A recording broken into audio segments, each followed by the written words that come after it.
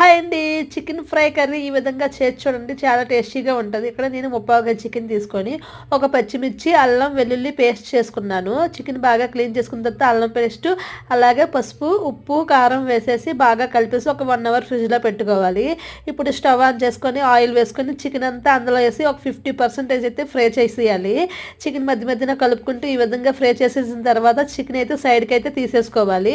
ఇప్పుడు అదే ఆయిల్ సరిపోతే అందులో లేదంటే కొద్దిగా ఆయిల్ వేసి ఒక 4 ఉల్లిపాయలు, అలాగే పచ్చిమిర్చి, అల్లం వెల్లుల్లి పేస్ట్ వేసి బాగా దగ్గరికి ఈ విధంగా కుక్ చేయాలి. ఇప్పుడు చికెన్ కూడా వేసేసి మొత్తం బాగా కలుపుకోవాలి. ఇప్పుడు ఒక టేబుల్ స్పూన్ ధనియాల పొడి, జీలకర్ర పొడి, గరం మసాలా, అలాగే కొద్దిగా చికెన్ మసాలా వేసుకొని మొత్తం బాగా కలుపుకొని మూత పెట్టుకొని కుక్ చేయాలి. ఈ విధంగా కుక్ చేసిన తర్వాత కరివేపాకు, కొత్తిమీర కూడా యాడ్ చేసేసి దగ్గరికి కుక్ అవ్వాలి. మూత పెట్టుకొని ఒక 10 నిమిషాలు కుక్ చేస్తామండి. మధ్య మధ్యన కలుపుకుంటే ఇలా గ్రేవీలాగా వస్తుందన్నమాట. ఇప్పుడు స్టవ్ ఆఫ్ చేసుకోవడమేని. వీడియో నచ్చితే లైక్, షేర్, సబ్స్క్రైబ్. రెసిపీని మీరు ట్రై చేయండి.